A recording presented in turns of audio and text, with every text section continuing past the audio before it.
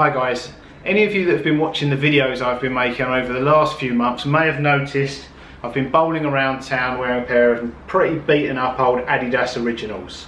Today I've been shipped a new shirt and a new pair of shoes. So let's take a look at them. Any of my long-time subscribers will be wondering why I'm unboxing trainers, or if you're in America, sneakers. And I'll be perfectly honest with you, my new ones have been given to me. But bear with me, there's an interesting story behind them, and that story is Kanye West. These are the Adidas Yeezy 750 Boost, which he designed in collaboration with Adidas. Yeezy is Kanye's nickname and has been used to brand footwear for some time. And like the man himself, they have divided opinions. Some love them, some really hate them. They are currently a limited edition and the first collaboration between the artist Kanye West and sports brand Adidas. So let's take a look at Kanye West, the designer. Kanye West is different things to different people, both good and bad, both idolised and criticised, and featured in the press almost daily for he and his wife's public appearance. And his celebrity persona is so outlandish, it is sometimes easy to overlook that behind all that unacceptable behaviour, he is a platinum-selling, chart-topping music artist with multiple critically acclaimed solo albums. His talent for writing music is certainly matched and maybe eclipsed by his family's talent for writing headlines. Over the years, Kanye has collaborated on a lot of footwear, both official and unofficial, with a number of different brands. There have been a lot of bespoke one-offs for music tours and countless samples in colours never mass-produced or even worn.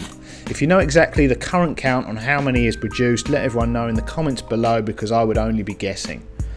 But his most renowned collaborations are with Nike, Louis Vuitton and now Adidas. As Kanye's fame has grown, the profile of his collaborations has too. Kanye West originally collaborated with Nike as far back as around 2006 to produce sneakers before this current Adidas deal. But he says they refused to pay him royalties on the sales because he was not a professional athlete. So that partnership ended even before the release of the final Nike product, the Nike Air Yeezy 2 Red October in 2014. And now he's partnered with Adidas to produce this, firstly the Adidas Yeezy 750 Boost, and publicly he's shunned Nike a lot. He has a level of openness and honesty in interviews where most celebrities would remain very guarded, which provides endless fuel for his critics, but adoration from his fans and of course headline news. I think the Adidas deal is a compromise for both, but actually a marriage of convenience that offers greater potential for both. Personally, I think Adidas with their Originals brand have a clearer defined division between their sports and their fashion line, and that allows them to stray further from sports products and produce pieces solely for their design aesthetics, which should give Kanye more scope in the design process and Adidas more experience and less fear with production, marketing and distribution. Coolness is a perception, and in the USA, Nike is cooler than Adidas, and cool sells sneakers. So that makes Nike the #1 selling brand in the US, and Adidas not.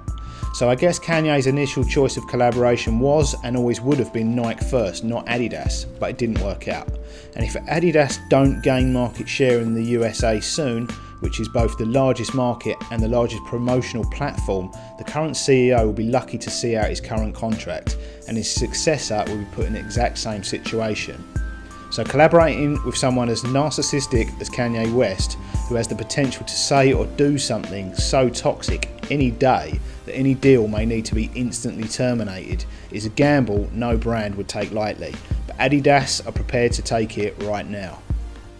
If Kanye West or his wife wear something, people buy it, or certainly aspire to, even if they can't afford to. They can sell stuff, but selling, branding and designing are different ballgames. His self-confidence is unquestionable. His track record in the fashion industry as a designer is not. So what will be excellent to watch is Kanye telling the fashion industry that he is at very least one of their peers, but probably he will tell them something along the lines that he is metaphorically God. He does call himself Jesus, and they are just a penguin he created, or something equally crazy but also strangely clear in its meaning. But let's face it, the fashion industry has individuals and brands with infinitely higher levels of self-confidence than even Jesus. and they will talk to him and about him like he's just gum on their shoe, and that's going to rile him to succeed even further. Like Gandhi said, first they ignore you, then they laugh at you, then they fight you, then you win. The fashion industry may be ignoring him, they may even be laughing at him, but he's been doing this for 10 years now and shows little sign of stopping. So when they start to fight him, it's going to be interesting to watch. The previous Nike collaborations look so heavily influenced by Nike, you could argue they simply allowed Kanye to go on an extended version of the Nike ID platform. If you showed someone these without the minimal branding and asked them who designed and made them with no prior knowledge, I think they would probably guess Margiela, not Adidas.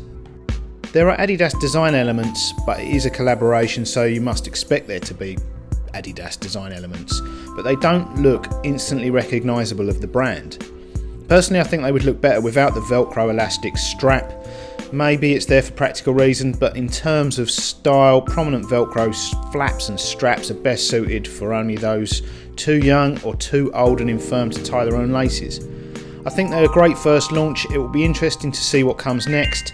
If you watch young people review sneakers today, they talk about them in a language and with an eloquence reminiscent of Isabella Blow describing an Alexander McQueen dress 20 years ago. So maybe the trend will be more towards elegant comfort than straight out sports technology for streetwear in the future. I'm pretty sure if you remove the branding, you could send these down any catwalk or runway and they would not be thought out of place.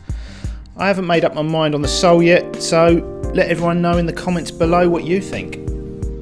As I said earlier, they remind me more of a Margiela shoe than Adidas, and there are definitely design elements in there from Adidas, so I wouldn't describe them as groundbreaking, but there's certainly a new direction for Adidas, definitely a new direction for Kanye West, and an interesting one. And I think if you compare them to products like that rather than other Adidas products or other Nike products, then they stand out on their own. Certainly in price, they're actually relatively inexpensive compared to those. And let's just talk about the price. The retail price, when you compare it to other Adidas and Nike products, is relatively high.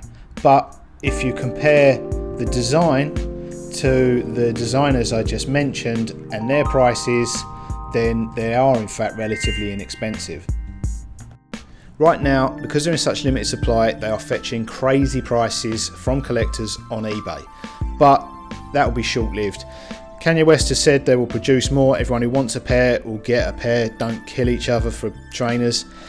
And Adidas have a track record. They've been heavily criticised in the past by distributors in the USA for flooding the market with popular models and driving down prices, when I guess the distributors wanted to hold their stock and sell it at ridiculous black market prices. I think it's been a great first launch for both the collaborators, both Adidas and Kanye West. The only thing I personally don't like about the shoes is the Velcro strappy flap. I would not have included that. Let me know what you think in the comments below about the design, what you like about it and what you don't.